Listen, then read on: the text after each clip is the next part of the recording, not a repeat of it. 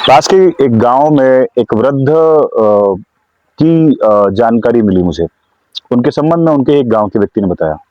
वह एक बहुत ही भले मानुष है और उन्होंने जीवन पर्यंत बहुत ही अच्छे काम किए। गांव के बालकों को उन्होंने निःशुल्क शिक्षा दी। उनके 4 पुत्र हुए। उन 4 पुत्रों की 2 पत्नियों ने आत्महत्या की। ऐसे देखने पर यह एक संयोग लगता है कि पति पत्नी है, उनमें अनबन रही होगी और कुछ बुरा हुआ होगा, विवाह टूटे होंगे। पर यह एक उदाहरण कई जगह पर कई स्थानों पर पात्र बदल रहे हैं, परंतु पैटर्न नहीं बदल रहा। कई एक भाई हैं, उनकी पत्नियां बहुत बीमार हैं या उनकी अनबन होती है, तलाक होता है या विवाह टूट जाता है। विवाह टूटने का या विवाहों के अस्थिर होने का एक बड़ा संबंध श्राद्ध से भी है। पिछले वीडियो में हमने बात की थी कि विवाह के उद्देश्यों में से एक प्रमुख उद्देश्य है पितृ ऋण। यदि पितृ ऋण ठीक से उस पर काम ना हुआ हो, यानी पितृ ऋण से उऋण होने के जो तरीके हैं, श्राद्ध आदि करना, तर्पण करना, पितरों के निमित्त कार्य करना या पितरों को सद्गति प्रदान करने वाले कर्म करना, जो भी कुल परिवार इन विधियों से, इन परंपराओं से, इन नियमों से दूर होता जाता है, लंबे समय में या एक दिन में नहीं होता। हमारे पितर हम सभी को बहुत मानते हैं, प्रेम करते हैं, इसीलिए वह तत्काल कुछ हानि नहीं पहुंचाते। पर जिन परिवारों में 50-60 साल से भी श्राद्ध आदि कर्म ढंग से नहीं होते, कई एक लोगों के श्राद्ध कर्म ढंग से नहीं होते, एक ही परिवार में जिनमें बहुत से लोग अकाल मृत्यु प्राप्त करते हैं या जिनकी मृत्यु प्राकृतिक नहीं होती, उन परिवारों में यह समस्याएं बहुत ही बढ़ जाती हैं। आजकल पितृदोष के लेकर के जब से इंटरनेट पे लोगों ने बात करनी स्टार्ट की है, बहुत से लोगों को अनावश्यक और बहुत से लोगों को आवश्यक सूचनाएं पितृदोष के संबंध में पहुंची हैं। कई स्थानों पर कई लोगों ने इसका अनावश्यक भय भी बनाया है।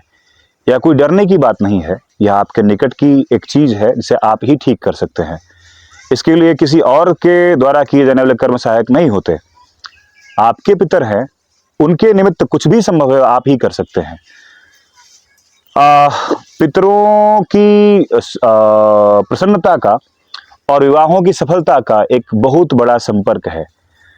आज के इस वीडियो में हम विवाह से अंत्येष्टि और अंत्येष्टि से विवाह की सफलता के बारे में जानेंगे और हम यह भी जानेंगे कि कैसे यह एक दोनों के पूरक हैं। पहले हम यह समझेंगे कि विवाह कैसे और क्यों, जिसका जो हमारा मेन टॉपिक है। तो विवाह के लिए 2 कुलों से एक बालक एक बालिका का चयन होता है और उनका वर्ण, उनकी जाति, उनके लक्षण, उनकी कुंडली आदि के मिलाप के पश्चात उनका विवाह होता है। विवाह की बनावट यह है, विवाह का लक्ष्य भी संतति प्राप्त करना, अपने वंश को आगे बढ़ाना ही है, ऐसा हमने पहले ही बात की है। इस प्रक्रिया से उपजे यानी विधि पूर्वक पति पत्नी के जुड़ने के पश्चात जो संतान जन्म लेती है, उसे ही श्राद्ध का अधिकार प्राप्त होता है। यानी श्राद्ध के भली भांति में होने में एक अच्छे ढंग से होने वाले विवाह की आवश्यकता है। विवाह यदि धार्मिक विधि से होगा, तब ही जाकर के वह पुत्र और पुत्रियां जन्म लेंगे जिनसे श्राद्ध संपन्न हो सकेगा। यदि ऐसा नहीं होता है, अर्थात यदि विवाह ढंग से न हो, तो श्राद्ध होने की तो संभावना ही नहीं बचेगी। यह पहला विषय हुआ। जब हमने कहा था कि पहले हम यह देखेंगे कि विवाह और श्राद्ध आपस में जुड़े कैसे हैं, तो यह श्राद्ध कैसे विवाह पर आश्रित है, यह वह बताने के लिए है। अब श्राद्ध से विवाह कैसे जुड़ा हुआ है, इस पर भी बात करते हैं। एक परिवार जिसमें कई बालक हैं और या बालिकाएं हैं और उनका विवाह नहीं हो रहा, कई बार कई प्रयत्न करने के पश्चात भी, बहुत कुछ समृद्धि होने के पश्चात भी विवाह नहीं हो रहे, अकारण उन्हें समझ नहीं आ रहा कि कारण क्या है, या विवाह हो भी रहे हैं तो टूट जा रहे हैं।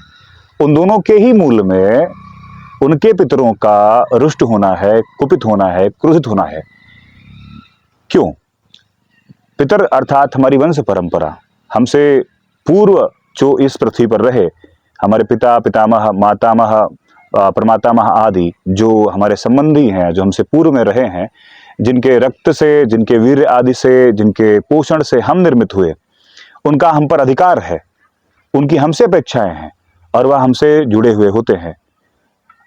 सनातन परंपरा में पुत्र के पर्यायवाची में एक शब्द प्राप्त होता है, आत्मज। वह जो आत्मा का ही भाग है, अर्थात पिता अपने पुत्र से, पितामह अपने पुत्र से, पौत्र से एक क्रम से जुड़ा हुआ होता है।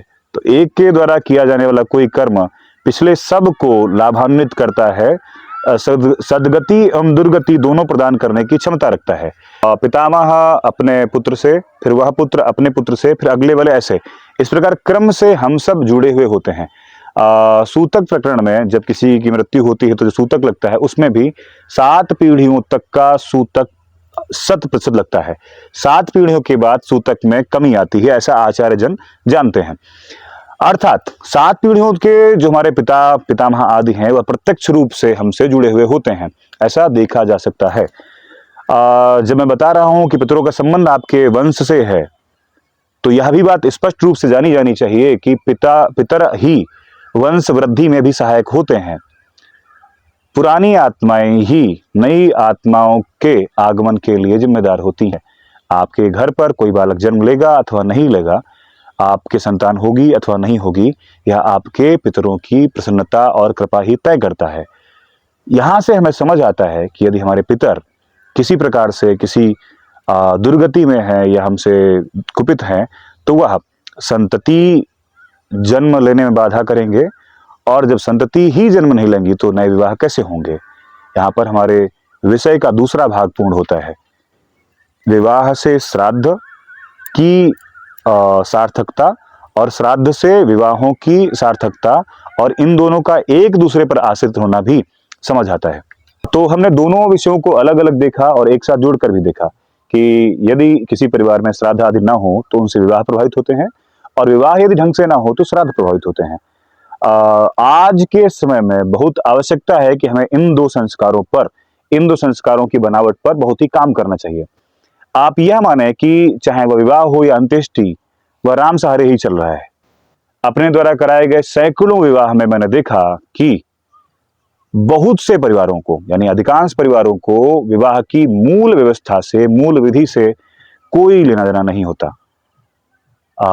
उस दिन, उस विधि के बारे में, उस प्रक्रिया के बारे में सबसे कम गंभीर हम होते हैं।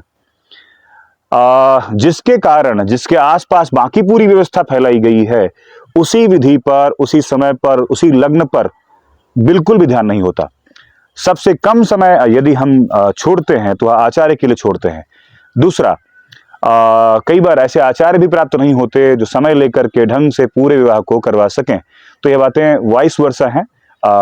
यजमान अच्छे हैं तो आचार्य अच्छे नहीं मिल रहे, और आचार्य अच्छे हैं तो यजमान नहीं मिल रहे, या दोनों अलग अलग विकृति बना रहे हैं। यह तो विवाह के होने की बात रही। श्राद्ध को लेकर के तो संभवतः 10-12 गुरुकुल में गया हूं अब तक, और कई सारे आचार्यों को मिला हूं। तो एक बात समझ आई है कि श्राद्ध परंपरा क्यों लुप्त हुई या इतनी कम क्यों हुई। तो पारंपरिक रूप से श्राद्ध के विषय में जो ज्ञान देने की व्यवस्था है वह धीमे धीमे कम होती गई है, और बहुत कम इस विषय के जानकार आज उपलब्ध होते हैं। एक तो बड़ी समस्या यह है। दूसरा, इस विषय को लेकर के जो रूढ़ियां हैं, जो कुप्रथाएं हैं, जो मिथक हैं, वो बहुत बढ़ गए हैं। जब श्राद्ध की बात आती है, पिंडदान की बात आती है, तो लोग इसे भय से, घृणा से या अस्पृश्य चीज की तरह देखते हैं। वह ऐसी किसी सामान्य संस्कार की तरह देखते भी नहीं। एक कारण यह भी है। यह भय बढ़ते बढ़ते उस तरह का हो गया है कि जब श्राद्ध करने वाले, कराने वाले लोगों को भी लोग उचित दृष्टि से नहीं देखते। इस समूचे वीडियो में हमने 2 विषयों को गहनता से देखा कि विवाह और श्राद्ध के मध्य संपर्क क्या है। यदि आप यह मान चुके हैं कि अन्य सारे संस्कारों में सबसे प्रमुख 2 संस्कार हैं, विवाह और श्राद्ध, तो आपको एक बात का ध्यान रखना चाहिए। अपने घर पर होने वाले विवाहों के लिए और अपने घर पर होने वाले पिंडदान के लिए आप एक निश्चित रूप से योग्य विद्वान आचार्य को खोजें, उसके संपर्क में रहें, उसे जैसे भी संभव हो प्रसन्न रखें, और उसकी यदि कृपा, यदि उसका संपर्क, यदि उसका सहयोग आपके साथ जुड़ सका, तो आपके विवाह और अंत्येष्टि संस्कार अच्छे हो जाएंगे। यह 2 संस्कार यदि अच्छे हो जाएं किसी परिवार में, किसी कुल में, अन्य सारे संस्कार इनके ही मध्य आते हैं। अतः इन 2 के अच्छे हो जाने मात्र से उस परिवार के, उस कुल के सारे संस्कार ठीक हो जाएंगे। यह निश्चित रूप से संभव है। एक बात व्यूअर्स के एंगल से भी बताना चाहूंगा कि यदि प्रश्न यह बनता है कि ऐसे आचार्य कहाँ हैं, तो आप यह माने कि बहुत से आचार्य हैं जिन्हें इन विधियों का बहुत अच्छा ज्ञान है, जानते हैं, पर उन्हें ऐसे लोग नहीं मिलते जो इन दोनों संस्कारों को विधि पूर्वक करवाना चाहते हों। ऐसे लोग क्यों नहीं मिलते? क्योंकि उन लोगों को जानकारी नहीं है कि कैसे करना चाहिए। जानकारी क्यों नहीं है? क्योंकि इतनी डिटेल में बैठ करके इन विषयों पे बात कौन करे। तो किसी बहुत जानकार की तरह नहीं, किसी सहज चिंता करने वाले व्यक्ति की तरह मैं इन विषयों पर अपनी चिंता आपके साथ साझा कर रहा हूं कि इन विषयों पर, इन संस्कारों पर हमारी दृष्टि अधिक गंभीर होनी चाहिए आज की अपेक्षा।